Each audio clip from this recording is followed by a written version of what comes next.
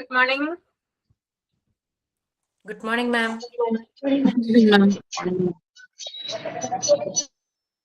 Good morning. Breakfast ഒക്കെ കഴിച്ചോ എല്ലാവരും?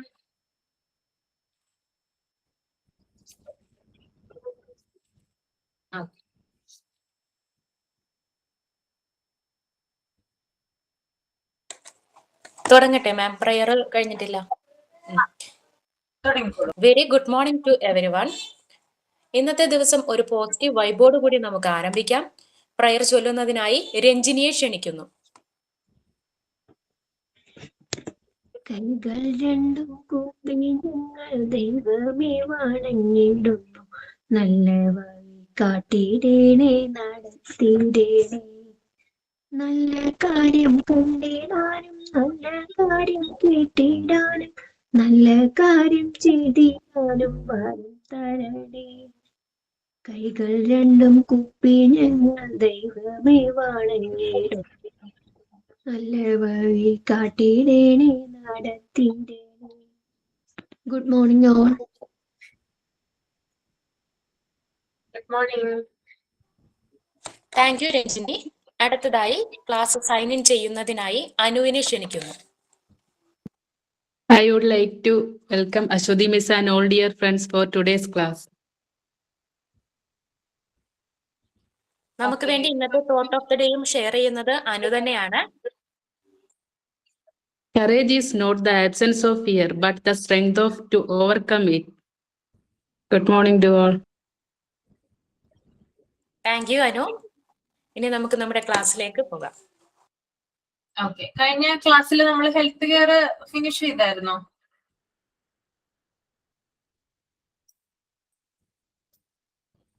എവിടം വരെ എടുത്തേ?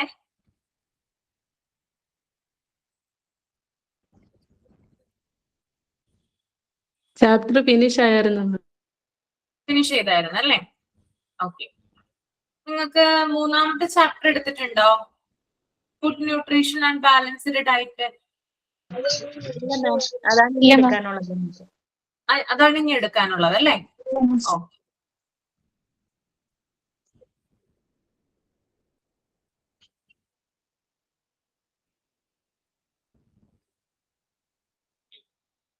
ഒന്നാമത്തെ ചാപ്റ്റർ ഞാനാണ് എടുത്തത്, ഫസ്റ്റ് ചാപ്റ്റർ ആണല്ലേ? ഓക്കെ. അതെ miss.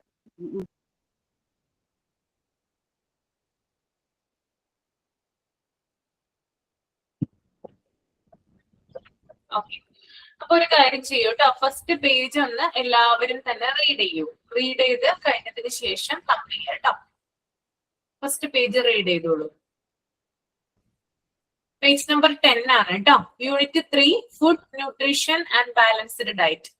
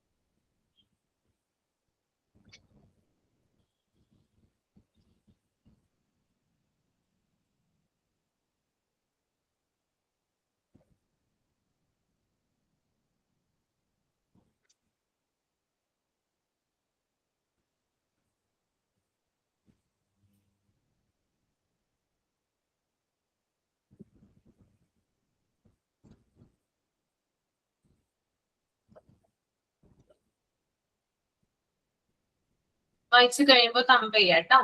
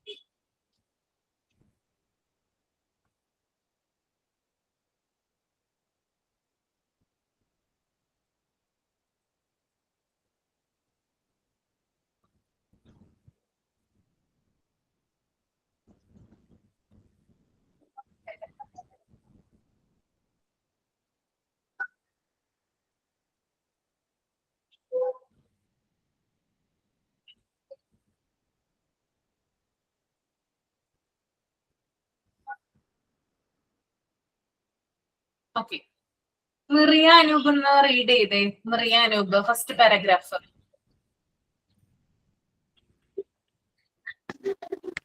The growing children require health. The growing children require healthy food for their proper development. Preschool children need to get lots of nutrients and energy from their food as they are growing and developing speedily as they have small stomachs. The foods they eat should provide energy and nutrients in a compact form. In the lack of the required measure of nutrients, the children faces incapability to cope with the situation which his age demands. Therefore, both the parents and teachers must see that children get the food required for their growth and power. They should be given food which is wealthy in carbohydrates, proteins, and minerals and vitamins. Okay, ഈ ഒരു പാരഗ്രാഫിൽ പറയുന്ന കാര്യം എന്താ? കുട്ടികൾക്ക് പ്രത്യേകിച്ചും ഭക്ഷണം ആവശ്യമാണ് അല്ലെ? പ്രത്യേകിച്ചും പ്രീ സ്കൂൾ കുട്ടികൾക്ക് ഭക്ഷണം കൊടുക്കുമ്പോൾ അല്ലെങ്കിൽ ഭക്ഷണം കുട്ടികൾ കഴിക്കുന്ന സമയത്ത് അതില് ന്യൂട്രീഷ്യസ് റിച്ച് ആയിട്ടുള്ള ഫുഡാണോ കുട്ടി കഴിക്കേണ്ടതെന്ന് പാരന്റ്സ് ശ്രദ്ധിക്കേണ്ടതുണ്ട്. ആണോ? നിങ്ങളൊക്കെ കുഞ്ഞുങ്ങൾക്ക് ഭക്ഷണം കൊടുക്കാറുണ്ട് അല്ലെ? എല്ലാവർക്കും ജീവിക്കാനായിട്ട് ഭക്ഷണം ആവശ്യമാണ്. ഫുഡ് ഉണ്ടെങ്കിലാണ് നമുക്ക് ജീവിക്കാനായിട്ട് സാധിക്കുള്ളൂ അല്ലെ? പക്ഷെ ആ ഭക്ഷണം കഴിക്കുമ്പോൾ അത് നമ്മൾ ശ്രദ്ധിക്കേണ്ട കാര്യം അതിൽ ന്യൂട്രിയൻസ് അടങ്ങിയിട്ടുണ്ടോ എന്നാണ്, അല്ലെങ്കിൽ ന്യൂട്രീഷൻ അടങ്ങിയിട്ടുണ്ടോ എന്നാണ് അല്ലെ? എന്താണ് ഈ ന്യൂട്രീഷൻ എന്ന് പറഞ്ഞാല്? ന്യൂട്രീഷൻ എന്താ? പോഷകാഹാരം. പോഷകാഹാരം. ഓക്കെ. ഈ ന്യൂട്രീഷൻ എന്തിനൊക്കെയാണ് ഹെൽപ്പ് ചെയ്യുന്നത്? എന്തൊക്കെയാണ് ഇതിന്റെ ഗുണങ്ങൾ? അത് കഴിക്കുന്നത് എന്തിനു വേണ്ടിയിട്ടാ? ശരീരത്തിന്റെ വളർച്ചയ്ക്ക്. എന്താണ്? ശരീരത്തിന്റെ വളർച്ചയ്ക്ക് വേണ്ടി.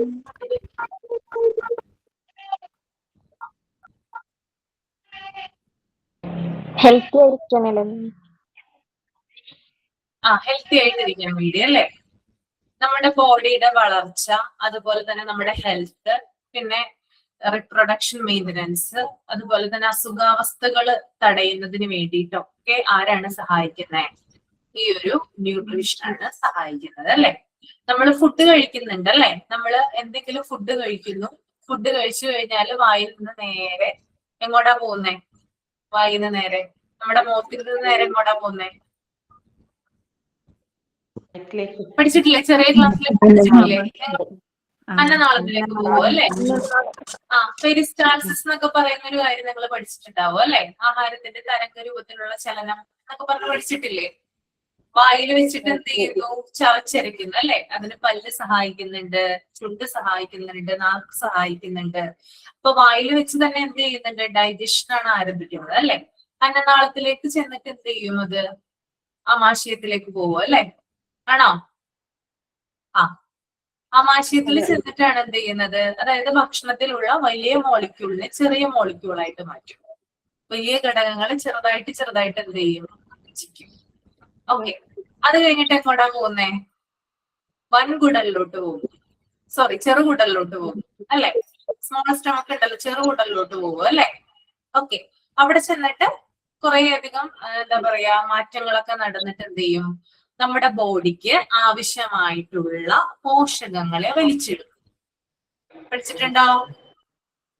എങ്ങനെയാ വലിച്ചെടുക്കുന്നത്? അതായത് രക്തത്തിലേക്കും ലിംഫ് വ്യവസ്ഥയിലൊക്കെ എന്ത് ചെയ്യും? ഈ ന്യൂട്രിയൻസിനെ വലിച്ചെടുക്കും. ഓക്കെ. അപ്പൊ നമുക്ക് ആവശ്യമുള്ളത് മാത്രമാണ് എന്ത് ചെയ്യുന്നത്? ബോഡി എടുക്കുന്നത്. അതായത് ബ്ലഡ്, ലിംഫ് വ്യവസ്ഥയൊക്കെ എന്ത് ചെയ്യാണ്? ആവശ്യമുള്ള ഭക്ഷണത്തെ മാത്രമാണ്, അതിനകത്ത് ന്യൂട്രിയൻസിനെ മാത്രം വലിച്ചെടുത്തിട്ട് ബാക്കിയുള്ള ആഹാരം എന്ത് ചെയ്യും? വൻകുടലിലോട്ട് പോകും. പഠിച്ചിട്ടുണ്ടോ? കേട്ടിട്ടില്ലേ? വൻകുടലിലോട്ട് പോകും. അവിടെ വെച്ചിട്ടാണ് എന്ത് നടക്കുന്നേ? നമ്മുടെ ഡൈജഷൻ പൂർത്തിയാവുന്നത്. പിന്നീട് ആവശ്യമില്ലാത്ത ഭക്ഷണമാണ് എന്ത് ചെയ്യുന്നത്? പുറത്തേക്ക് പുറന്തള്ളുന്നത് അല്ലെ? വിസർജനം. ഇതാണ് ഭക്ഷണം നമ്മൾ വായിൽ ചെല്ലുന്നത് മുതൽ പിന്നീട് പുറന്തള്ളുന്നത് വരെയുള്ള ഒരു അറേഞ്ച് അല്ലെങ്കിൽ ക്രമമാണ് ഞാനിപ്പോ പറഞ്ഞത്.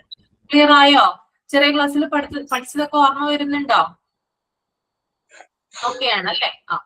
അപ്പൊ നമ്മൾക്ക് ഞാൻ പറഞ്ഞിട്ടുണ്ടായിരുന്നു, അതായത് അബ്സോർപ്ഷൻ ഉണ്ട്, അതായത് ആഗീകരണം എന്നാ പറയാ. നമ്മള് ബയോളജി ക്ലാസ്സിലൊക്കെ പഠിച്ചിട്ടുണ്ടാകും. അതായത് നമ്മൾക്ക് ആവശ്യമുള്ള ന്യൂട്രിയൻസിനെ മാത്രമാണ് എന്ത് ചെയ്യുന്നത്? ബോഡി വലിച്ചെടുക്കുന്നത്. അത് രക്തത്തിലേക്കും ലിംഫിലേക്കും ഒക്കെ എന്ത് ചെയ്യും? സ്പ്രെഡ് ചെയ്യിക്കും. അങ്ങനെയാണ് നമ്മുടെ, അതായത് ശരീരത്തിന് ആവശ്യമുള്ള സെല്ലിലേക്കും രക്തത്തിലേക്കും ഒക്കെ വലിച്ചെടുത്തിട്ടാണ് എന്ത് ചെയ്യുന്നത്? നമ്മുടെ ബോഡിക്ക് വളർച്ച ഉണ്ടാവുന്നത്. ഓക്കെ. അപ്പൊ നമ്മൾ കഴിക്കുന്ന ആഹാരത്തിൽ നിന്ന് നല്ലത് മാത്രം സ്വീകരിച്ചിട്ട് ബാക്കി എന്ത് ചെയ്യുന്നു? പുറന്തള്ളപ്പെടുന്നു. അപ്പൊ നമ്മൾക്ക് ഓർക്കാം അല്ലെ? നമ്മളൊക്കെ ചിലപ്പോൾ ചിന്തിക്കാറുണ്ട്, നമ്മൾ കഴിക്കുന്ന എല്ലാം, നമ്മൾ പുറത്തുനിന്ന് ഫുഡ് കഴിക്കാറുണ്ട് അല്ലെ? ഹോട്ടലുകളിൽ നിന്ന് ഫുഡ് കഴിക്കാറുണ്ട്. അപ്പൊ അത്ര നല്ല ഭക്ഷണമൊന്നും ആയിരിക്കില്ല അല്ലെ? ഇല്ല. പ്യുവർ ഫുഡ് ആയിരിക്കോ? നമ്മുടെ വീട്ടിലുണ്ടാക്കുന്നത് പോലെ ആയിരിക്കോ? ചിലപ്പോ പഴക്കം ചെന്ന ഫുഡൊക്കെ ഉണ്ടാവും അല്ലെ? പക്ഷെ എന്താ പറയാ, റെയർ ആയിട്ടാണ് എന്തെങ്കിലും ഇൻസിഡന്റ് ഒക്കെ ഉണ്ടാവുക അല്ലെ? ചിലപ്പോ എന്താ പറയാ, ഇൻഫെക്ഷൻ ഒക്കെ ഉണ്ടാവുന്നത്, അല്ലെങ്കിൽ എന്താ പറയാ ലൂസ് മോഷൻ പോലുള്ള കാര്യങ്ങളൊക്കെ ഉണ്ടാവുന്നത് വളരെ റെയർ ആയിട്ടായിരിക്കും നമ്മൾ പുറത്തുനിന്ന് ഫുഡ് കഴിച്ചാൽ. അപ്പൊ എങ്ങനെയാണ് നമ്മുടെ വയറ്റിൽ ചെന്നിട്ടുള്ള ആഹാരം അത് കുറച്ച് കോംപ്ലിക്കേറ്റഡ് ആണെങ്കിൽ, അതായത് അത്ര പ്യുവർ അല്ലെങ്കിൽ കൂടി എങ്ങനെയാണ് അത് ശരിയാക്കുന്നത്? എങ്ങനെയാണ് ബോഡി ശരിയാക്കുന്നത്? നമ്മുടെ ആമാശയത്തിൽ എന്തെങ്കിലും ഒരു ആസിഡ് ഉണ്ട് അല്ലെ, ഹൈഡ്രോക്ലോറിക് ആസിഡ് കേട്ടിട്ടുണ്ടോ? HCl കേട്ടിട്ടുണ്ടോ? അതെന്ത് ചെയ്യും? നമ്മുടെ ആഹാരത്തിൽ എന്തെങ്കിലും വിഷവസ്തുക്കളോ അല്ലെങ്കിൽ എന്തെങ്കിലും ഒരു മാലിന്യങ്ങളോ ഒക്കെ ഉണ്ടെങ്കിൽ അത് അവിടെ വെച്ച് തന്നെ ഇടിച്ചു കളയും. ഓക്കെ, അതുകൊണ്ടാണ് നമുക്ക് പ്രോബ്ലംസ് ഒന്നും ഇല്ലാത്തത്. അപ്പൊ ഇത്രയും പ്രോസസ്സിലൂടെയാണ് ആഹാരം വായില് ചെല്ലുന്നത് മുതൽ പുറം തള്ളപ്പെടുന്നത് വരെയുള്ള കാര്യങ്ങൾ നടക്കുന്നത്. അപ്പൊ ഞാനിപ്പോ ഇതിനകത്ത് പറഞ്ഞൊരു കാര്യം ന്യൂട്രിയൻസിനെ കുറിച്ച് പറഞ്ഞു. അപ്പൊ ശരീരത്തിന് ആവശ്യം വളരാനായിട്ട്, അതായത് നമ്മുടെ സെല്ലുകളിലോട്ടും അതുപോലെ തന്നെ മറ്റവയവങ്ങളിലോട്ടൊക്കെ എന്താണ്, അതായത് എല്ലാ തരം നമ്മുടെ ബോഡി വളർച്ചയ്ക്ക് വേണ്ടിയിട്ട് ന്യൂട്രീഷൻ എന്ന് പറയുന്നത് വളരെ ആവശ്യമായിട്ടുള്ള ഒന്നാണ്.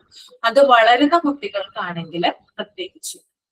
ഓക്കെ, അപ്പൊ ബോഡിയുടെ വളർച്ച അതുപോലെ തന്നെ ആരോഗ്യം മെയിൻറ്റെയിൻ ചെയ്യുന്നതിന് വേണ്ടിയിട്ട്, റീപ്രൊഡക്ഷൻ, പിന്നെ അസുഖങ്ങൾ തടയുന്നതിന് വേണ്ടിയിട്ടൊക്കെ എന്താ ആവശ്യമാണ്?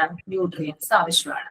അപ്പൊ ഈ ന്യൂട്രിയൻസ് എന്ന് പറയുന്നത് 2 തരത്തിലാണ് ഉള്ളത്. നമുക്ക് ബോഡിയുടെ പല പ്രവർത്തനങ്ങൾക്കും ന്യൂട്രിയൻസ് ആവശ്യമാണ്. നമ്മുടെ തലച്ചോറ് പ്രവർത്തിക്കുന്നതിന് വേണ്ടിയിട്ട്, നമ്മുടെ എല്ലാ ഓർഗനുകളും പ്രവർത്തിക്കുന്നതിന് വേണ്ടിയിട്ടൊക്കെ നമ്മൾ ദൈനംദിന ജീവിതത്തിൽ അല്ലെ, നമുക്ക് രാവിലെ ഭക്ഷണം കഴിച്ചില്ലെങ്കിൽ നമുക്ക് ഒരു ദിവസം ഭക്ഷണം കഴിക്കാതിരിക്കാൻ പറ്റും. നമുക്ക് ഭയങ്കരമായിട്ട് തളർച്ച വരില്ലേ? പ്രത്യേകിച്ച് ഈ ഫാസ്റ്റിംഗ് ഒക്കെ എടുക്കുന്ന സമയത്ത് ഭയങ്കരമായിട്ട് തളർച്ച വരില്ലേ? ക്ഷീണം വരില്ലേ? വരാറുണ്ട് അല്ലെ? എന്തുകൊണ്ടാ? അതായത് നമുക്ക് ഭക്ഷണം ആവശ്യമാണ് പ്രവർത്തിക്കാനായിട്ട് അല്ലെ, നമ്മുടെ ബോഡി ഫങ്ഷൻ ചെയ്യുന്നതിന് വേണ്ടിയിട്ട് ഫുഡ് ആവശ്യമാണ്. അപ്പൊ നമ്മുടെ പല പ്രവർത്തനങ്ങൾക്കും വേണ്ടിയിട്ട് ഫുഡ് ആവശ്യമാണ്. അതുകൊണ്ട് തന്നെ ബോഡിക്ക് ആവശ്യമുള്ള ന്യൂട്രിയൻസിനെ മാക്രോ ന്യൂട്രിയൻസ് എന്നും മൈക്രോ ന്യൂട്രിയൻസ് എന്നും വിളിക്കുന്നു. അപ്പൊ 2 തരം ന്യൂട്രിയൻസ് ആണ് ഉള്ളത്. ഒന്ന് മാക്രോ ന്യൂട്രിയൻസ്, മറ്റൊന്ന് മൈക്രോ ന്യൂട്രിയൻസ്. ഈ മാക്രോ ന്യൂട്രിയൻസ് എന്ന് പറഞ്ഞാൽ എന്താണ് ഉദ്ദേശിക്കുന്നത്? കേട്ടിട്ടുണ്ടോ മാക്രോ ന്യൂട്രിയൻസ്? മാക്രോ എന്ന് പറഞ്ഞാൽ എന്താ? മാക്രോ മൈക്രോ ഇത് തമ്മിലുള്ള വ്യത്യാസം എന്താ? മാക്രോ എന്ന് പറഞ്ഞാൽ വലുത്, മൈക്രോ എന്ന് പറഞ്ഞാൽ ചെറുത് അല്ലെ? അപ്പൊ നമ്മുടെ ശരീരത്തില്, അതായത് നമ്മുടെ ശരീരത്തിന് വലിയ അളവിൽ ആവശ്യമുള്ള ന്യൂട്രിയൻസിനെ മാക്രോ ന്യൂട്രിയൻസ് എന്നാണ് പറയുന്നത്. അതായത് നമ്മുടെ ശരീരത്തിന് ഏറ്റവും കൂടുതലായിട്ട് വേണ്ടിയിട്ടുള്ള ന്യൂട്രിയൻസിനെ പറയുന്ന പേരാണെന്ത്? Macro nutrients. മനസ്സിലായോ? വലിയ അളവിൽ ആവശ്യമാണ്. അപ്പൊ എന്തൊക്കെയായിരിക്കും ആ ന്യൂട്രിയൻസ്?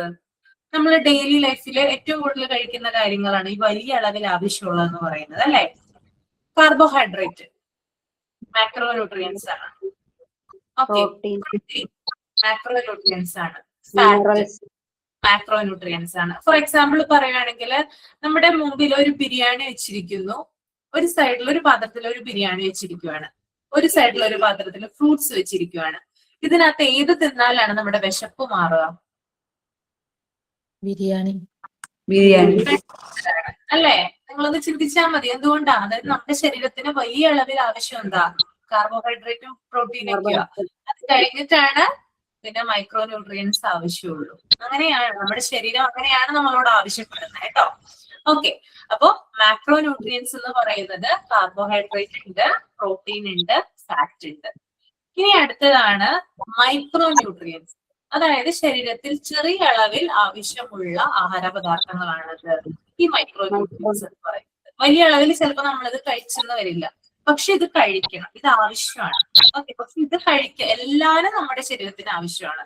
ഇത് കഴിക്കാത്തത് കൊണ്ട് പല പ്രശ്നങ്ങളും ഉണ്ടാകാം.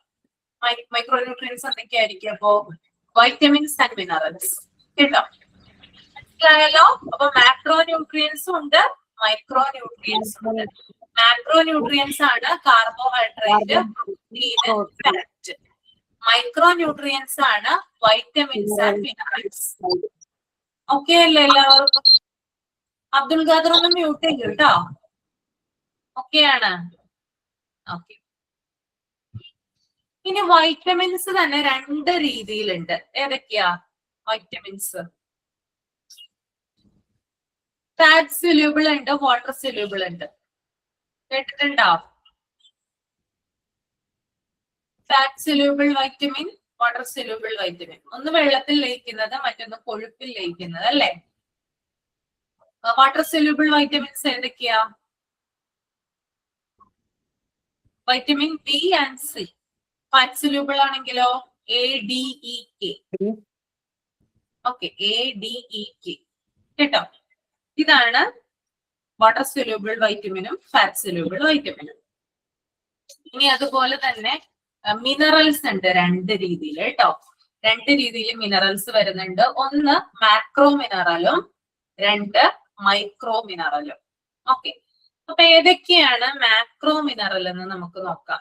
മാക്രോ മിനറൽ എന്ന് പറയുന്നത് സോഡിയം വരും അതിനകത്ത്, പൊട്ടാസ്യം വരും, കാൽസ്യം, ഫോസ്ഫറസ്, മഗ്നീഷ്യം, സൾഫർ.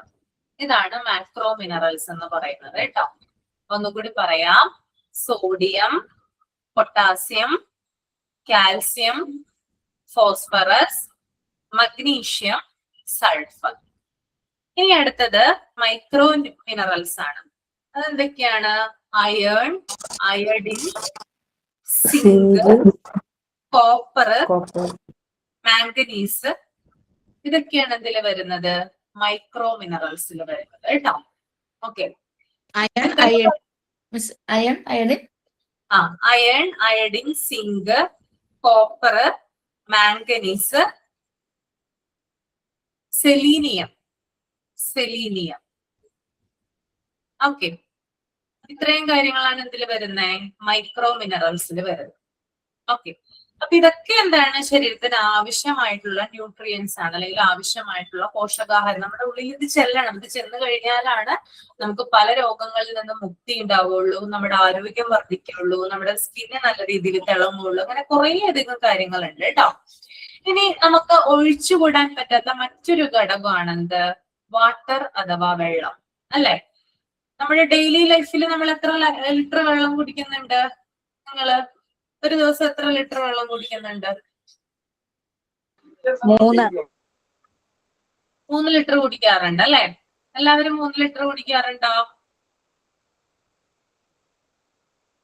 ഇല്ല. 2 ലിറ്റർ കുടിക്കാറുണ്ടോ?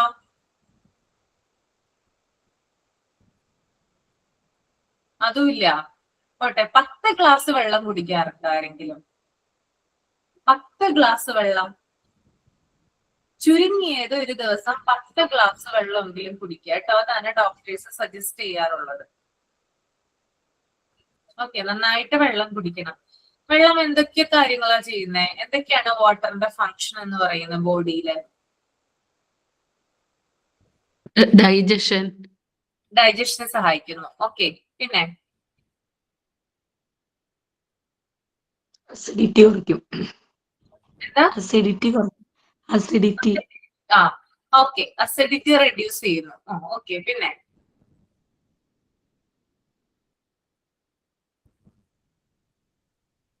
സ്കിന്നിന്റെ ഹെൽത്തിന്. സ്കിൻ ഹെൽത്തിന് നല്ലതാണ് അല്ലെ? നന്നായിട്ട് വെള്ളം കുടിക്കുമ്പോ നമ്മുടെ ഫേസ് ഒക്കെ നല്ല രീതിയിൽ ഗ്ലോ ആകും, നല്ല ഭംഗി ഉണ്ടാവും കാണാനല്ലേ? അങ്ങനെ ഉണ്ടോ? അങ്ങനെ വ്യത്യാസം വന്നിട്ടുണ്ടോ ആർക്കെങ്കിലും? ഓക്കെ, വന്നിട്ടുണ്ട് അല്ലെ? എന്താ? ഡീഹൈഡ്രേഷൻ തടയും. ഓക്കെ, പിന്നെ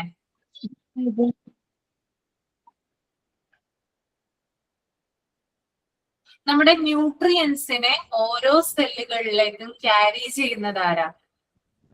കൊണ്ടുപോകുന്നത്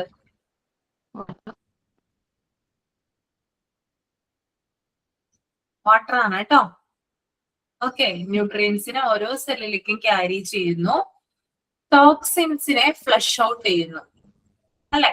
നമ്മുടെ ശരീരത്തിലുള്ള വേസ്റ്റുകളെ ഫ്ലഷ് ഔട്ട് ചെയ്യുന്നത് ആരാ? അതും വെള്ളമാണ്. ഓക്കെ, പിന്നെ അതുപോലെ തന്നെ നമ്മുടെ ബോഡി ടെമ്പറേച്ചർ റെഗുലേറ്റ് ചെയ്യുന്നു, കൺട്രോൾ ചെയ്ത് നിർത്തുന്നു. ശരീരത്തിന്റെ ചൂട് കൺട്രോൾ ചെയ്ത് നിർത്തുന്നു.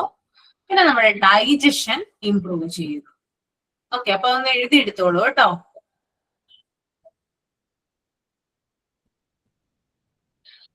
വാട്ടറിന് ഒന്ന് ഹെഡിങ് കൊടുക്കുക, എന്നിട്ട് എഴുതാ carry nutrients to all cells.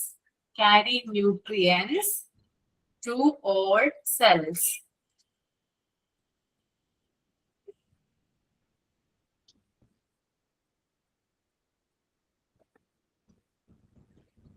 ഒരു കോമ ഇട്ടിട്ട് എഴുതുക.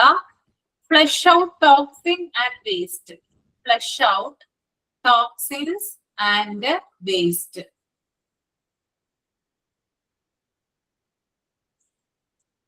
flush out toxin and waste. ഒന്നും കൂടെ ഒന്ന് പറയാമോ? Carry nutrients to all cells. Carry nutrients to all cells, comma, flush out toxins and waste. Flush out toxin and waste. ഒരു കോമയും കൂടി ഇടുക. Regulate body temperature and improves digestion. Regulates body temperature and improves digestion.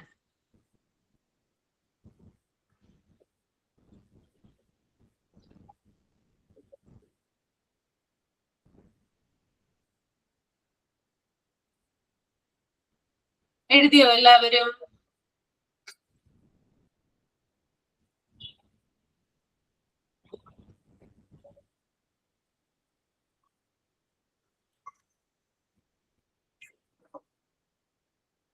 Okay, ഇനി ഞാൻ അടുത്തൊരു ചോദ്യം നിങ്ങളോട് ചോദിക്കട്ടെ. എന്താണ് ഈ ബാലൻസ്ഡ് ഡയറ്റ്? ഇപ്പൊ ന്യൂട്രീഷനെ കുറിച്ചിട്ടാണ് ഞാൻ പറഞ്ഞത്, അത് കഴിഞ്ഞു. ഇനി അടുത്ത് ചോദിക്കട്ടെ, വാട്ട് ഈസ് ബാലൻസ്ഡ് ഡയറ്റ്? നമുക്ക് ആവശ്യമായ സാധനങ്ങൾ മാത്രം കഴിക്കുക.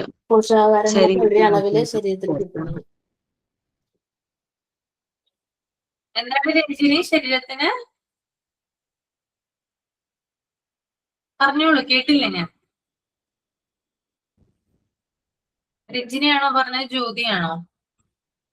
പോഷകാഹാരങ്ങളുടെ ശരീരത്തില് കറക്റ്റ് അളവില്. ഓക്കെ, പോഷകാഹാരങ്ങൾ കറക്റ്റ് അളവിൽ കഴിക്കുന്നതാണ് ബാലൻസ്ഡ് ഡയറ്റ് അല്ലേ? ഓക്കെ, അപ്പൊ ഡയറ്റ് എന്താ? ഡയറ്റ് എന്താ? രണ്ടും തമ്മിലുള്ള എന്തെങ്കിലും വ്യത്യാസങ്ങളുണ്ടോ രണ്ടും തമ്മില്? ഡയറ്റും ബാലൻസ്ഡ് ഡയറ്റും ചിന്തിച്ചിട്ടുണ്ടോ അങ്ങനെ? ഇല്ല. ഡയറ്റ് അസുഖങ്ങൾ വരാതിരിക്കാൻ വേണ്ടിയിട്ടല്ലോ. അസുഖങ്ങൾ വരാതിരിക്കാൻ വേണ്ടിട്ടാണ് ഡയറ്റ് ചെയ്യുന്നേ. ഈ അതായത് നമ്മുടെ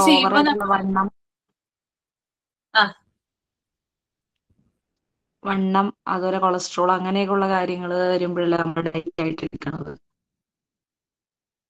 ശരിക്കും പറഞ്ഞാൽ നമ്മൾ ബാലൻസ്ഡ് ഡയറ്റ് ഫോളോ ചെയ്താൽ മതിയില്ലേ?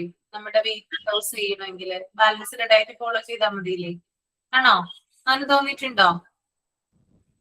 ബാലൻസ്ഡ് ഡയറ്റ് ആണ് നമ്മൾ ഫോളോ ചെയ്യേണ്ടത് കേട്ടോ. നമ്മുടെ ബോഡി മെയിൻറ്റെയിൻ ചെയ്യുന്നത്, ഇപ്പൊ വെയിറ്റ് ലോസ് ആവുന്നതിനൊക്കെ നമ്മൾ ബാലൻസ്ഡ് ഡയറ്റ് ഫോളോ ചെയ്താൽ മതി. അങ്ങനെ ഫോളോ ചെയ്യുമ്പോൾ നമുക്ക് മാറ്റങ്ങൾ ഉണ്ടാവാനായിട്ട് തുടങ്ങും.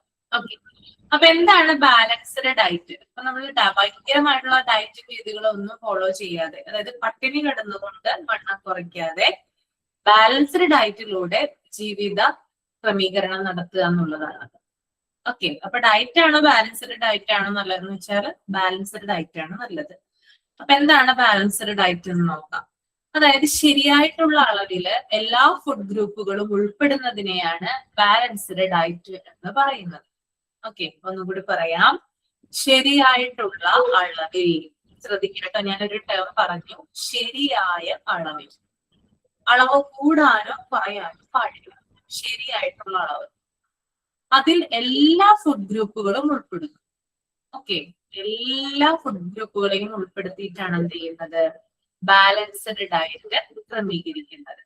ഓക്കെ, അപ്പൊ ഈ ബാലൻസ്ഡ് ഡയറ്റ് എന്ന് പറഞ്ഞാല് നമ്മളൊരു പ്ലേറ്റ് എടുത്തു കഴിഞ്ഞാൽ എന്തൊക്കെ കമ്പോണൻസ്, എന്തൊക്കെ കാര്യങ്ങൾ ആ പ്ലേറ്റിൽ വേണം ഒന്ന് പറയാമോ? നിങ്ങൾ ബാലൻസ്ഡ് ഡയറ്റ് ഫോളോ ചെയ്യുന്ന വ്യക്തിയാണെങ്കിൽ പ്ലേറ്റില് ഈ കാര്യങ്ങളാണ് ഉണ്ടാവുക. നിങ്ങളപ്പോ ഒന്ന് ചെക്ക് ചെയ്യണം നിങ്ങൾ ഇങ്ങനെയാണ് ഫോളോ ചെയ്യുന്നത് കേട്ടോ. പറഞ്ഞോളൂ, അതിന് പറഞ്ഞോളൂ. ക്വാണ്ടിറ്റി കുറച്ച് റൈസ്, എന്തേലും ഇലക്കറികള്, എഗ്, സാലഡ്,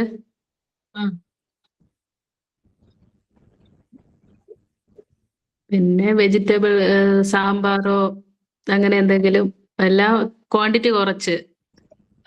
ക്വാണ്ടിറ്റി കുറച്ച് അല്ലേ?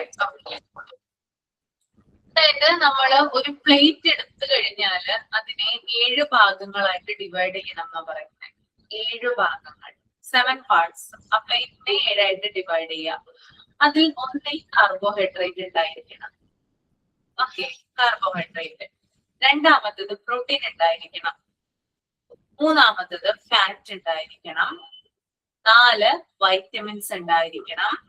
5 മിനറൽസ് ഉണ്ടായിരിക്കണം. 6 ഫൈബർ അടങ്ങിയിരിക്കണം. 7 വാട്ടർ, വെള്ളം ഉണ്ടായിരിക്കണം. മനസ്സിലായോ പറഞ്ഞത്? എത്ര കമ്പോണൻസ് ആയിട്ടാണ് തിരിച്ചിട്ടുള്ളത്? 7 കമ്പോണൻസ്. ആലോചിച്ച് നോക്കിയേ, നിങ്ങളുടെ പ്ലേറ്റില് ഈ 7 കാര്യങ്ങൾ ഉണ്ടാവാറുണ്ടോ? 7 അല്ലെങ്കിൽ ഒരു 4 കാര്യങ്ങളെങ്കിലും ഉണ്ടാവാറുണ്ടോ? 7 നിർബന്ധം വേണ്ട, 4 എണ്ണമെങ്കിലും ഉണ്ടാവാറുണ്ടോ? ഇല്ല.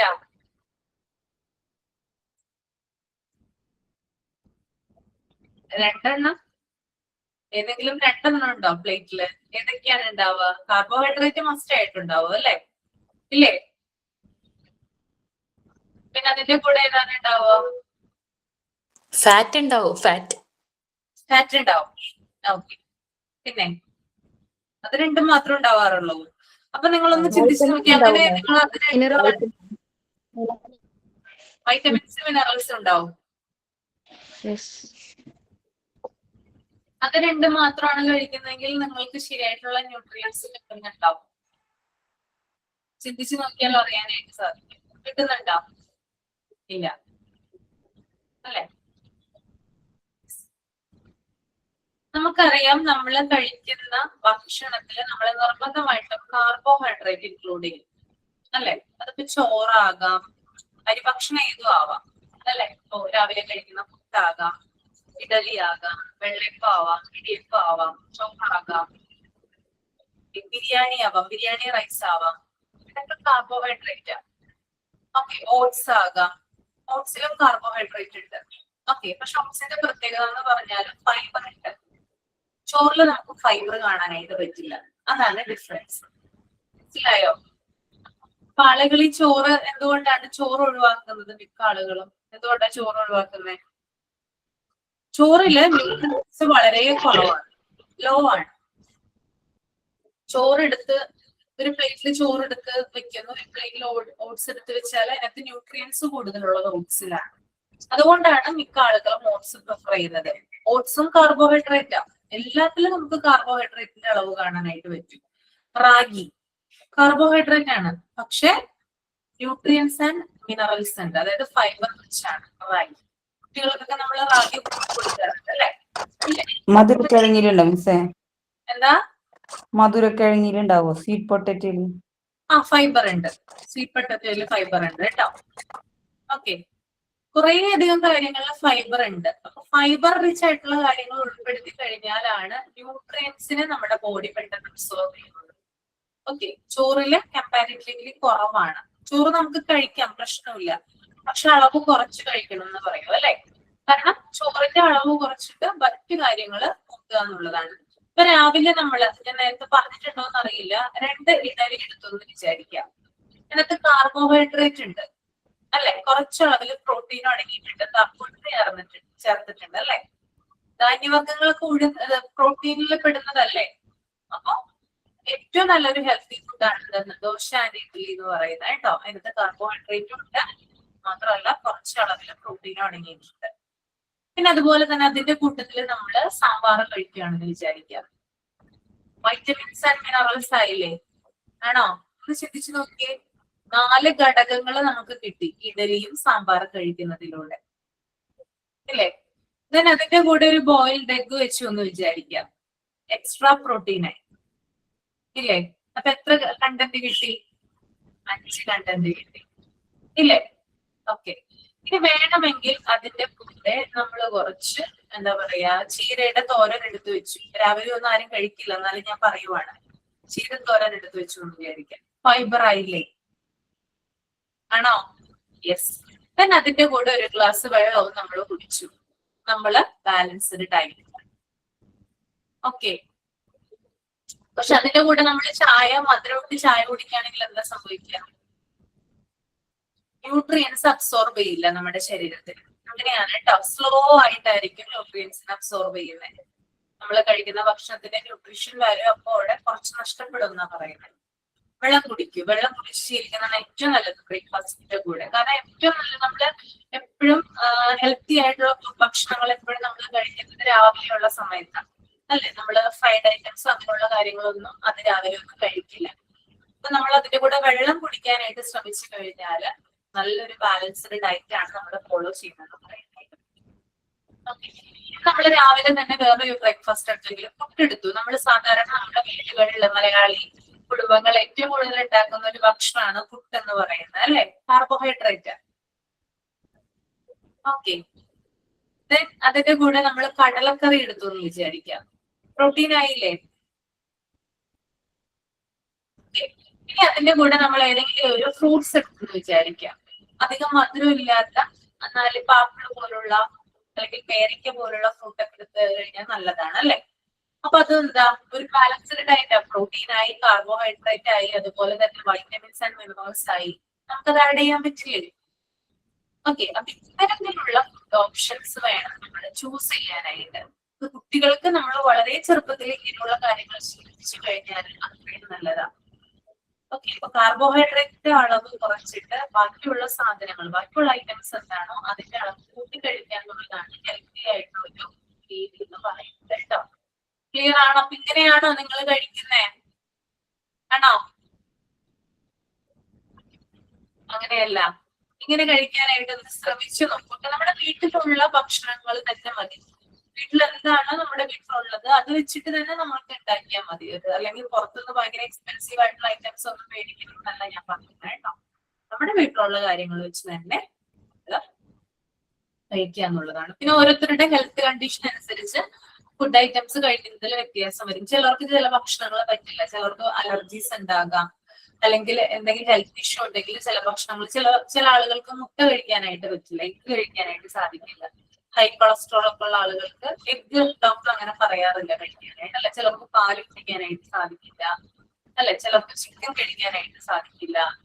ഓക്കെ, അപ്പോ അത് ഹെൽത്ത് കണ്ടീഷൻ അനുസരിച്ച് ഭക്ഷണത്തിലും വ്യത്യാസങ്ങൾ വരുന്നതാണ്. സാധാരണ നമ്മൾ കോമൺ ചിൽഡ്രൻസ് അല്ലെങ്കിൽ സാധാരണ കാണുന്ന കുട്ടികൾക്ക് ഇങ്ങനെയുള്ള ഫുഡ് ഐറ്റംസ് ശീലിപ്പിച്ചു കഴിഞ്ഞാൽ വളരെ നല്ലതാണ് കേട്ടോ. ഓക്കെ, അപ്പൊ 7 കമ്പോണൻസ് ആയിട്ട് തിരിച്ചിരിക്കുന്നു പറയാം.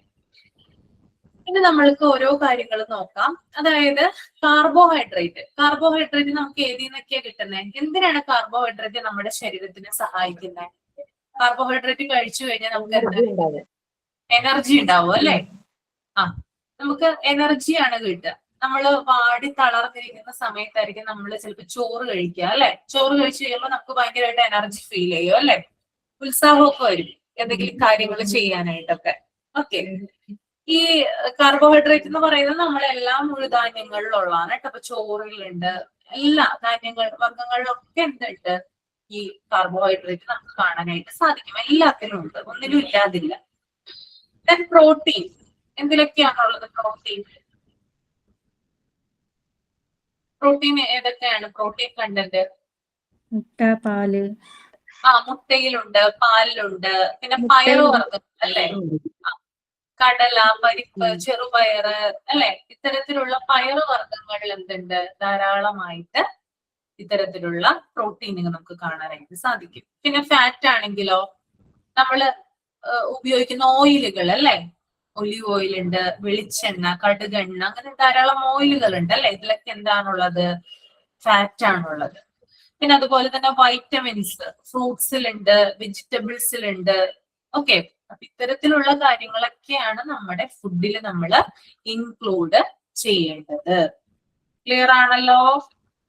ഓക്കെ അല്ലേ?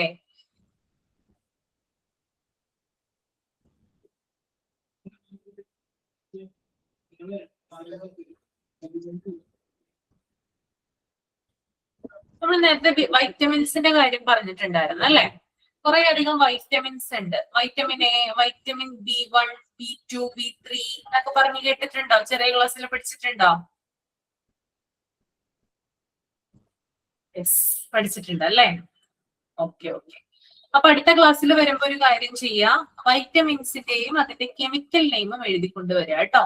Vitamins and their chemical name. ഓർമ്മയുണ്ടോ? ഗൂഗിളിൽ ഒന്ന് സെർച്ച് ചെയ്ത് നോക്കിയാൽ മതി, അപ്പൊ നിങ്ങൾക്ക് കിട്ടും കേട്ടോ. Vitamins and their chemical name.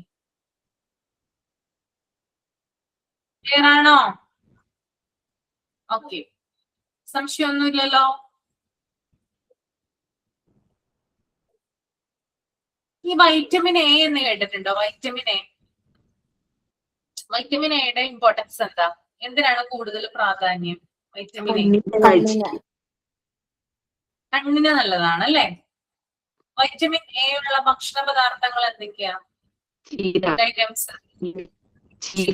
Okay, പിന്നെ ക്യാരറ്റ് ക്യാരറ്റിലുണ്ട്. ഓക്കെ, പിന്നെ മുരിങ്ങയില, മുരിങ്ങയിലുണ്ട്. ഓക്കെ, മുരിങ്ങയില.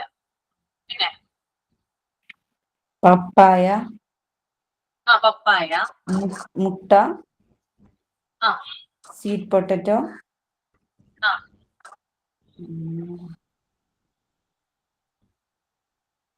ലിവർ ഉണ്ടല്ലോ, ലിവർ കേട്ടിട്ടില്ലേ? ലിവർ അതിലുണ്ട്, അതിൽ കൂടുതലായിട്ടുണ്ട്. കുറെ അധികം ഭക്ഷണങ്ങളിൽ എന്തുണ്ട്? വൈറ്റമിൻ എ ഉണ്ട്. നമ്മുടെ കണ്ണിന് നല്ലതാണ്. കാഴ്ചശക്തി. ഇപ്പൊ വൈറ്റമിൻ എ കൊടുക്കാറുണ്ട് അല്ലെ കുഞ്ഞുങ്ങൾക്ക്? 5 വയസ്സ് വരെയുള്ള കുഞ്ഞുങ്ങൾക്ക് 6 മാസം കൂടുമ്പോ വൈറ്റമിൻ എ കൊടുക്കാറില്ലേ? കണ്ണിന് വളരെയധികം നല്ലതാണ് കേട്ടോ. Okay, then vitamin B. Vitamin B നമ്മുടെ ഈ തവിട് കളയാത്ത ധാന്യങ്ങൾ ഉണ്ടല്ലോ, തവിട് കളയാത്ത ചില അരികളൊക്കെ ഉണ്ടല്ലോ തവിട് കളയാത്ത, അതിൽ കൂടുതലായിട്ടുണ്ട് വൈറ്റമിൻ ബി ഉണ്ട്.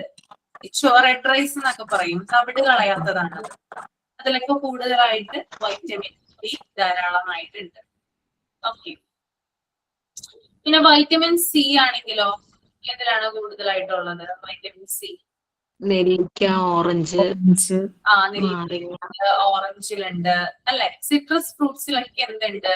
വൈറ്റമിൻ സി ഉണ്ട്. പുളിരുചിയുള്ള പഴവർഗ്ഗങ്ങളിൽ നമുക്ക്, അല്ലെങ്കിൽ പഴവർഗ്ഗങ്ങളിൽ, പച്ചക്കറികളിലും ഒക്കെ വൈറ്റമിൻ സി ഉണ്ട്. തക്കാളിയിലുണ്ട്, നെല്ലിക്കയിലുണ്ട്, നാരങ്ങയിലുണ്ട്, ഓറഞ്ചിലുണ്ട് അല്ലെ? വൈറ്റമിൻ സി ധാരാളമായിട്ടുണ്ട്. രോഗപ്രതിരോധ ശേഷി കൂട്ടുന്നതാണ് എന്ത്? വൈറ്റമിൻ സി എന്ന് പറയുന്നത്. ഓക്കെ, ദിവസവും കുറച്ച് നെല്ലിക്ക ജ്യൂസ് കഴിക്കുന്നത് വളരെയധികം നല്ലതാണ്. എന്തുകൊണ്ടാണ് അങ്ങനെ പറയുന്നേ? നെല്ലിക്ക ജ്യൂസ് ഇമ്മ്യൂണിറ്റി കൂട്ടും. ഇമ്മ്യൂണിറ്റി കൂട്ടും അല്ലെ? ഓക്കെ, പിന്നെ നിങ്ങൾ ഓർക്കുന്നുണ്ടാവും കൊറോണയുടെ സമയത്തൊക്കെ നാരങ്ങാവെള്ളം കുടിച്ചിട്ടുണ്ടായിരുന്നു നമ്മളൊക്കെ. ഓർക്കുന്നുണ്ടോ? നാരങ്ങ കിളക്കി വെള്ളം കുടിക്കും അല്ലെ? അങ്ങനെ പറയും. എന്തുകൊണ്ടാണ് ആ സമയത്ത് അങ്ങനെ കുടിക്കാൻ പറഞ്ഞിട്ടുള്ളത്? നമ്മുടെ രോഗപ്രതിരോധ ശേഷി വർദ്ധിപ്പിക്കുന്നതിന് വേണ്ടിയിട്ടാണ് അല്ലെ? നെക്സ്റ്റ് വൈറ്റമിൻ ഡി ആണ്. എല്ലാവർക്കും അറിയാം വൈറ്റമിൻ ഡി ഏറ്റവും കൂടുതൽ കിട്ടുന്നത് എവിടെന്നാ? സൂര്യപ്രകാശത്തിൽ നിന്ന്. അല്ലെ? Okay, vitamin D. അപ്പൊ ഇത്രയും വൈറ്റമിൻസ് ഒക്കെ ഉണ്ട്, പ്രധാനപ്പെട്ട വൈറ്റമിൻസ് ആണ് ഞാൻ പറഞ്ഞത് കേട്ടോ. ഓക്കെ, അപ്പൊ അടുത്ത ക്ലാസ്സിൽ കെമിക്കൽ നെയിമും വൈറ്റമിൻസിന്റെ പേരും എഴുതിക്കൊണ്ട് വരാം. ഓക്കെ, അപ്പൊ നമ്മുടെ ടെക്സ്റ്റിലൊക്കെ കുറച്ച് കാര്യങ്ങളാണ് ഞാനിപ്പോ ഒരു ഇൻട്രൊഡക്ഷൻ ആയിട്ട് പറഞ്ഞത്. ഇനി നമുക്ക് ആ പാരാഗ്രാഫ് ഒന്ന് റീഡ് ചെയ്യാം അല്ലെ? ഇത്രയും കാര്യങ്ങൾ ഏകദേശം ഒരു ധാരണ കിട്ടിയോ? Food nutrition and balanced diet.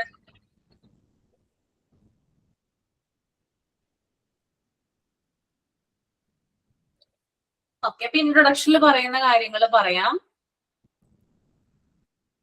The growing children require healthy food for their proper development.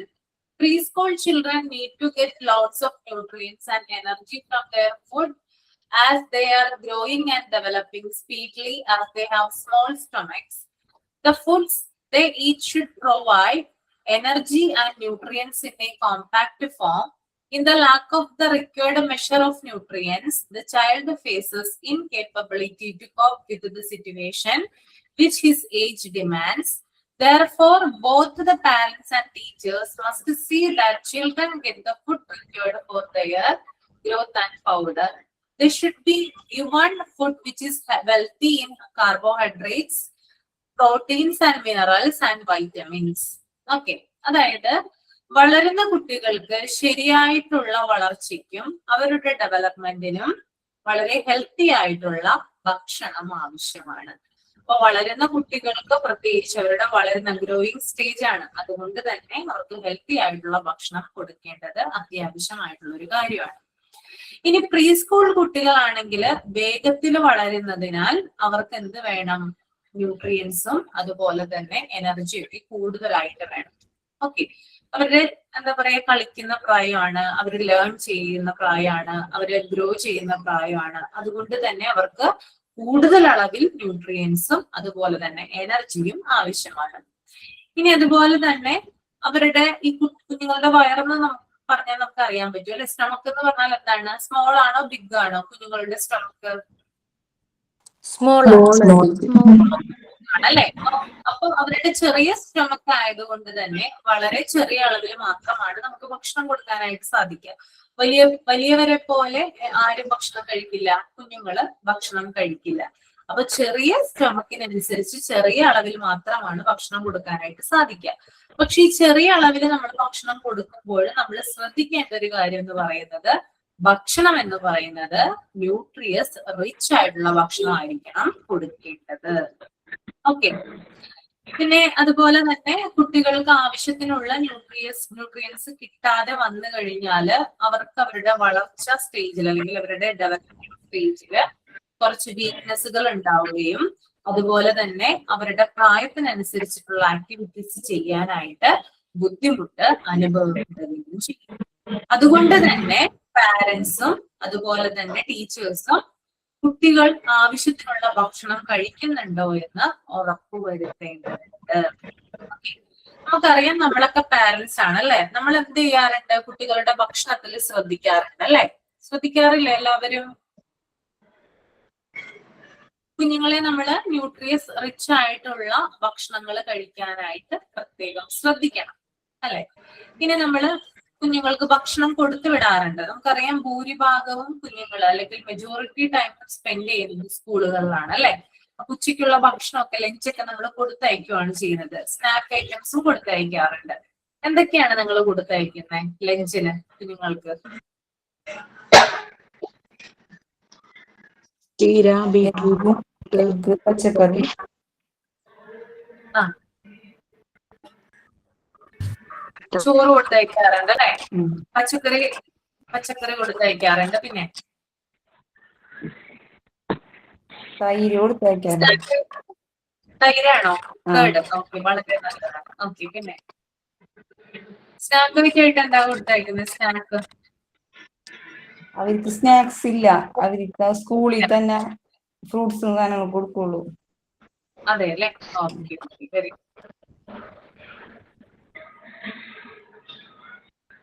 Okay. പിന്നെ സ്കൂളുകളില്, ഗവൺമെന്റ് സ്കൂളുകളിലൊക്കെ ആണെങ്കിലും എയ്ഡഡ് സ്കൂളുകളിലൊക്കെ ആണെങ്കിലും എന്ത് കൊടുക്കുന്നുണ്ട്? ലഞ്ച് പ്രൊവൈഡ് ചെയ്യുന്നുണ്ട് അല്ലെ? ലഞ്ച് മാത്രമല്ല, രാവിലെ തന്നെ നമ്മ സ്നാക്സിന് പകരമായിട്ട് രാവിലെ ബ്രേക്ക്ഫാസ്റ്റ് കൊടുക്കണ്ടേ? രാവിലെ തന്നെ ഒരു 10-11 മണിയാകുമ്പോഴത്തേനും ബ്രേക്ക്ഫാസ്റ്റ് കൊടുക്കും. അത് നമ്മളെ ഇതേപോലെ ഇഡ്ഡലി, ദോശ, വെള്ളയപ്പം, അതേപോലെ ഇലയട, അങ്ങനെ എന്റെ മോൻ പഠിക്കുന്ന സ്കൂളിൽ അങ്ങനെ ഗവൺമെന്റ് സ്കൂളിലാണ് പഠിക്കുന്നത്. അവിടെ ഇതേപോലുള്ള ഫുഡ് കൊടുക്കും. ഫുഡ് കൊടുക്കുന്നുണ്ട് അല്ലെ? രാവിലെ ബ്രേക്ക്ഫാസ്റ്റ് കൊടുക്കും. ആ, ബ്രേക്ക്ഫാസ്റ്റ് കൊടുക്കും. അതെ അല്ലേ? ഓക്കെ. പിന്നെ ഇവിടെ എന്റെ മോള് പാലും മുട്ടയും കേട്ടില്ല മിസ്സേ? കഴിച്ചിട്ടാണോ പോകുന്നേ? രാവിലെ വീട്ടിൽ നിന്ന് കഴിച്ചിട്ടാണോ? വീട്ടിൽ നിന്ന് ബ്രേക്ക്ഫാസ്റ്റ് കുറച്ച് കഴിക്കും.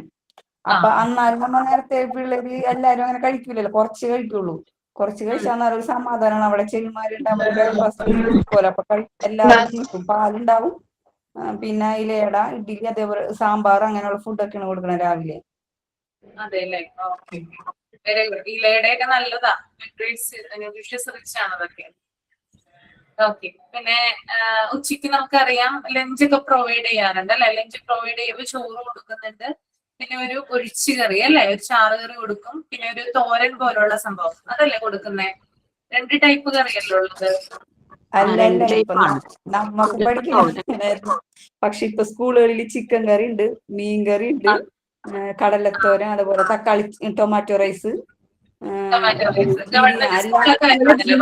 കൊടുക്കും ഇടക്കിടക്ക്. ബിരിയാണി ഗവൺമെന്റ് സ്കൂളിൽ എന്റെ മോൾ 8ാം ക്ലാസ്സിൽ പഠിക്കുന്ന അവിടെയാണ്. 8ാം ക്ലാസ്സിലെ ഫുഡ് ചിക്കൻ കറി ഉണ്ടാവും, ഫിഷ് കറി ഉണ്ടാവും, എല്ലാ ടൊമാറ്റോ ദിവസവും റൈസ്. ഉണ്ടാവോ?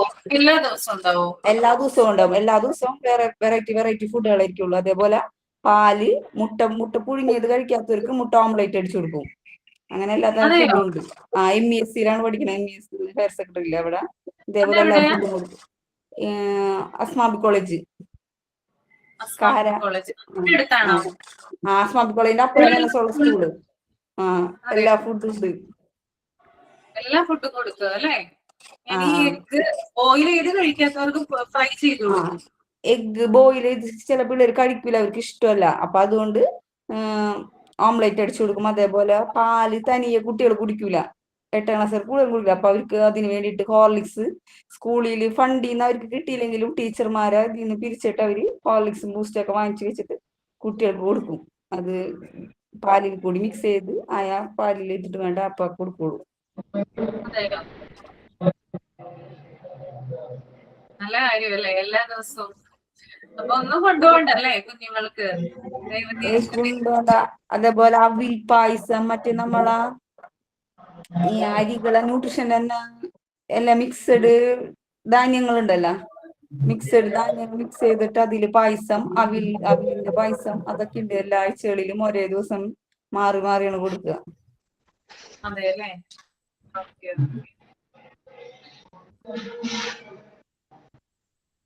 പിന്നെ വേറെ ആർക്കെങ്കിലും പറയാനുണ്ടോ?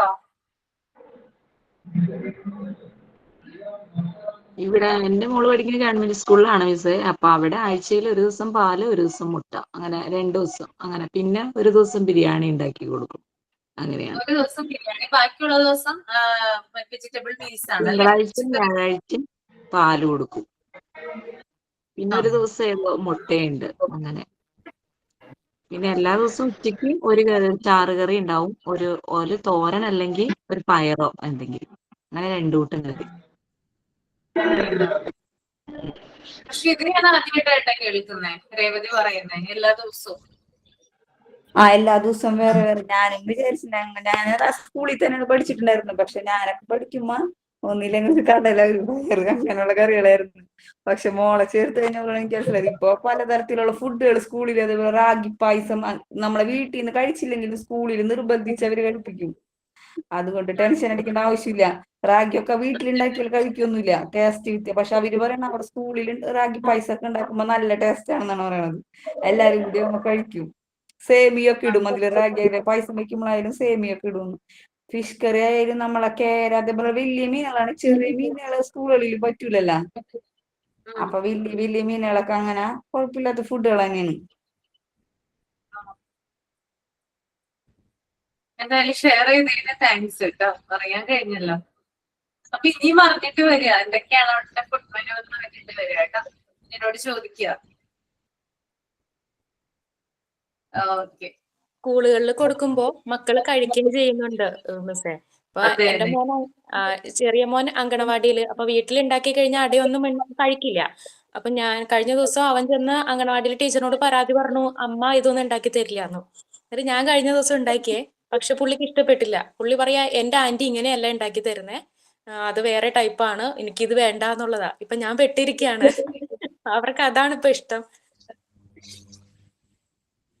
അത് ശരിയാണ്, അവിടെ ഉണ്ടാക്കുന്നതിന് പ്രത്യേക ടേസ്റ്റ് ഉണ്ടാവും അല്ലെ? സ്കൂളിൽ ഉണ്ടാക്കുന്ന ഭക്ഷണത്തിന് അതൊന്ന് വേറെ തന്നെയാ. അത് കുട്ടികൾ എപ്പോഴും പറയും, അവിടെ ഉണ്ടാക്കുന്നത് പോലെയല്ല അമ്മ ഉണ്ടാക്കുന്നത് എന്ന് പറയും. എന്റെ അമ്മ പറയാറുണ്ട് അങ്ങനെ. പറയുമ്പോ പായസമൊക്കെ ഉണ്ടാക്കി കൊടുക്കുന്ന സമയത്ത് ഇത് സ്കൂളിൽ ഉണ്ടാക്കുന്ന പോലെയല്ല, അവിടുത്തെ നല്ല ടേസ്റ്റാ. പിന്നെ പാല് തിളപ്പിച്ചു കൊടുക്കുന്ന സമയത്ത് പറയും ഇത് സ്കൂളിൽ കിട്ടുന്നത് പാലല്ല, അവരെന്തോ പൊടി മിക്സ് ചെയ്തിട്ടാണ് തന്നത്. അപ്പൊ ഞാനത് കേട്ടിട്ട് ഒരു ദിവസം പാൽപ്പൊടി കലക്കി കൊടുത്തു പാലില്. പക്ഷെ ആ ടേസ്റ്റുമായിട്ട് യാതൊരു മാച്ചും ഇല്ലെന്നാണ് അവൻ പറഞ്ഞത് എന്നോട്. അങ്ങനെ പറയാറുണ്ട്. ഓക്കെ. അപ്പോ ഇത്തരത്തിൽ, അതായത് നമ്മുടെ ഗവൺമെന്റും അതുപോലെ തന്നെ നമ്മുടെ സ്കൂളിലെ അധ്യാപകരും അതുപോലെ എല്ലാവരും പിന്നെ മോള് പറഞ്ഞോളൂ.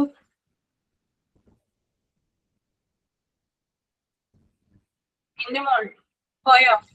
മീൻ പറഞ്ഞൊക്കെ ഒരു പ്രത്യേക ടേസ്റ്റ്, അത് നമ്മള് വീട്ടിൽ വെച്ചാൽ. ഞാൻ കേട്ടില്ല, എന്തിനാണ് പ്രത്യേക ടേസ്റ്റ്?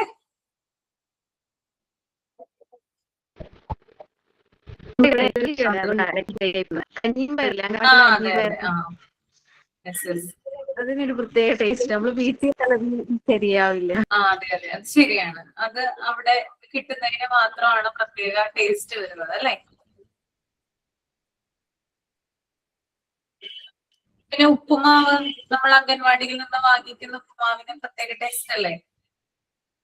ആ ടേസ്റ്റ് ആണ്. എന്റെ മോനൊക്കെ പോയിരുന്നപ്പോ ഞാൻ തന്നെ ടേസ്റ്റ്.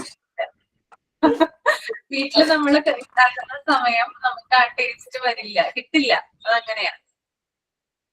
ഓക്കെ ഓക്കെ, അപ്പൊ നമുക്ക് ഇന്ന് ഇത്രയും എടുത്താൽ മതി. ഇനി നമുക്ക് അടുത്ത ക്ലാസ്സിൽ ഇതിന്റെ കണ്ടിന്യൂഷൻ പറയാം കേട്ടോ.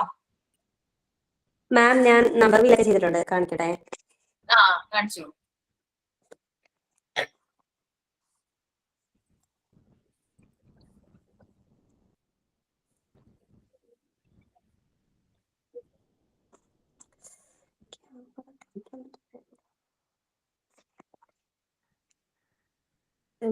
കാണാവോ മാമ? ആ കാണാം കാണാം. നമ്പർ വീല് എന്ത് അതുപോലെ വെച്ചിട്ടാ ചെയ്തിട്ടുള്ളത്? എന്ത് വെച്ചിട്ടാ നമ്പർ ചെയ്തത്? ബട്ടൺസ് ഉണ്ട്, നമ്മുടെ മാലയുടെ ഒക്കെ മുത്തുകളുണ്ടല്ലോ അത് മേടിക്കാൻ കിട്ടിയായിരുന്നു, അതുകൊണ്ട് ബട്ടൺസ് ആ ആ ഓക്കെ ഓക്കെ. അതല്ല വെച്ചിരിക്കുന്ന. പിന്നെ പിക്ചർ വീല്. ആ ഓക്കെ, നന്നായിട്ടുണ്ട് കേട്ടോ. Thank you. ഓക്കെ, അപ്പൊ നമുക്ക് വൈൻഡപ്പ് ചെയ്യാം. സൈൻ ഔട്ട് ചെയ്തോളൂ. ഇന്നത്തെ ക്ലാസ് വളരെ രസകരമായിട്ട് എടുത്തു തന്ന അശ്വതി മാമിനും ക്ലാസ്സിൽ അറ്റൻഡ് ചെയ്ത എല്ലാ കൂട്ടുകാർക്കും എക്സ്പീരിയൻസ് പങ്കുവെച്ച എല്ലാവർക്കും ഒരുപാട് താങ്ക്സ്. മാമിനും ഒരുപാട് നന്ദി പറയുന്നു. വളരെ ആകാംക്ഷയോടെ കാത്തിരുന്ന ഒരു ചാപ്റ്റർ ആയിരുന്നു. അപ്പൊ ഇനി അങ്ങോട്ട് നമുക്ക് അടുത്ത ക്ലാസ്സിലും കണ്ടിന്യൂ ചെയ്യാമെന്ന പ്രതീക്ഷയോടെ എല്ലാവർക്കും നന്ദി. Okay, thank you so much. Next ക്ലാസ്സിൽ കാണാം കേട്ടോ. Bye. Thank you ma'am. Thank you ma'am. Thank you ma'am. Thank you. Thank you. Thank you ma'am.